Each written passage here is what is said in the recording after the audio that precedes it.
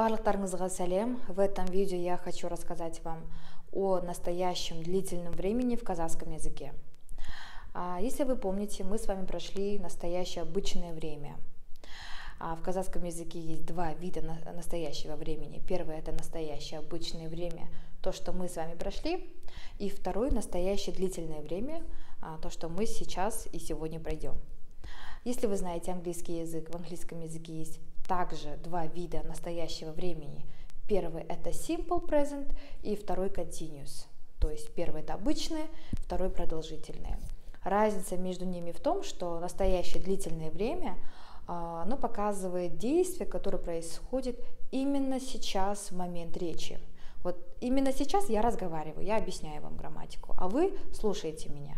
Вот это вот действие происходит прямо сейчас, и это же называется настоящее длительное время. Еще один пример. Вот вам позвонил ваш друг или подруга и спрашивает, что ты делаешь сейчас. И вы говорите, чем вы занимаетесь на данный момент. Может быть, готовите, может, вы стираетесь, может, вы слушаете музыку, усыпляете ребенка и так далее. Вот это вот действие, оно происходит в момент речи, и это и есть настоящее длительное время. Обратите внимание на формулу настоящего длительного времени. Это глагол, суффиксы ап, эп, плюс 4 глагола с личными окончаниями. Получается, в настоящем длительном времени у вас будет два глагола. Первый глагол — это главный глагол, который будет всегда в конце, и перед ним будет стоять еще один глагол.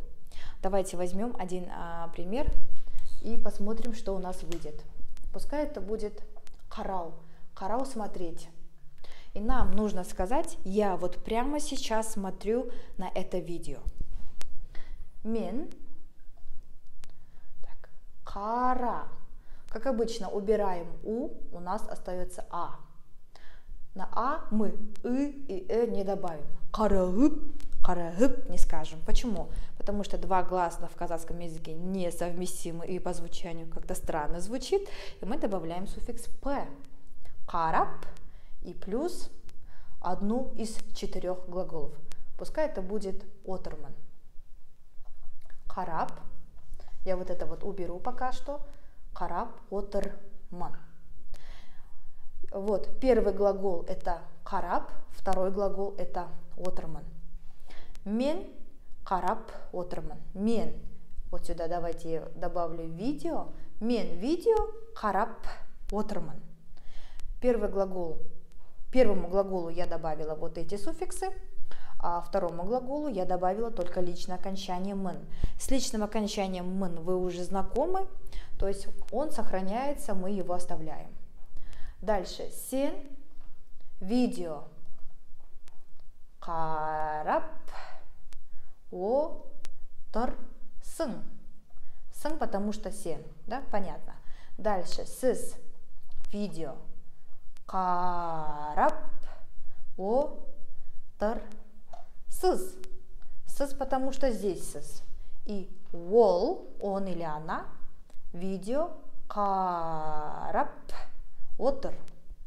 А здесь, как в прошедшем времени, мы ничего не добавляем. То есть ол карап отыр без личного окончания. Понятно, первому глаголу мы добавляем суффиксы ап, эп, а второй вспомогательный глагол стоит рядышком и помогает образовать настоящее длительное время. Теперь давайте я вам расскажу об этих 4 глаголах. Жатыр, отыр, тұр, жүр. В казахском языке, то есть казахи, очень любят детально все говорить, как мы делаем действия. Например, если мы смотрим видео сидя, то мы говорим карап отырмын. Если мы смотрим видео стоя, то мы говорим карап тұрмын.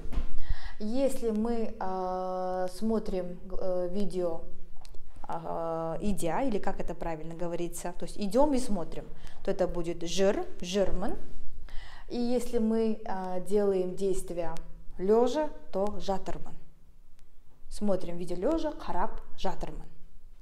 Это дословный перевод. Жатыр лежит, отыр сидит, тұр стоит, жүр ходит. Но в настоящем длительном времени Вот этот глагол жатыр является универсальным.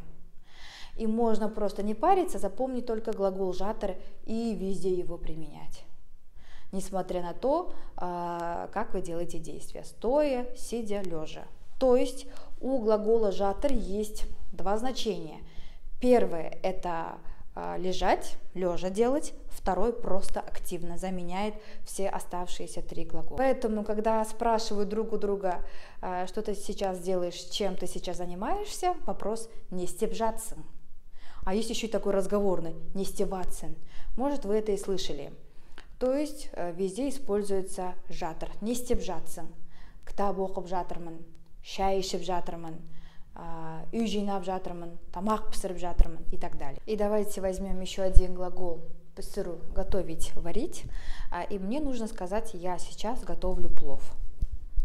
Мен палау, палау это плов. Мен палау пісіріп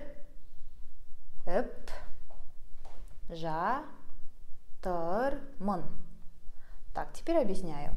Первый глагол у нас пісіру, второй вспомогательный, вот жатыр. Мы убираем у, да, вот у нам не нужен. Добавляем одну из трех, либо оп, либо эп, либо п. Самый лучший вариант это эп, потому что по звучанию корень глагола мягкое, мы должны добавить мягкий суффикс пісіріп. И рядышком ставим вспомогательный глагол с личным окончанием. К первому глаголу я добавила суффиксы по одну из трех. И рядышком ставлю вспомогательный глагол с личным окончанием. Не забудьте добавить личное окончание, потому что в казахском языке глагол всегда сопровождается личным окончанием. Дальше. Сен. Я палау не буду повторять. Пісіріп не меняется также и жатыр, а здесь личное окончание поменяется. Вот здесь не меняется, а меняется только личное окончание. Сын. Почему? Потому что фук, вот здесь. Потому что сен. Дальше. Сіз палау пісіріп также не меняется. Жатыр. Сыз. Сыз, потому что здесь, да, меняется. Ол палау пісіріп жатыр. А в третьем лице у нас ничего нету. Нулевое окончание. А ключевое слово в настоящем длительном времени это қазір, что означает сейчас, или можно сказать дәл қазір. Прямо сейчас. Это Дәл қазір. Прямо сейчас. В предложении можно использовать в начале предложения. Дәл қазір мен видео түсіндіріп жатырмын. Или же мен дәл қазір после местоимения видео түсіндіріп жатырмын. И так можно. Теперь хочу рассказать вам об исключениях в настоящем длительном времени касательно глаголов бару и келю. Эти глаголы в настоящем длительном времени меняются немножко по-другому.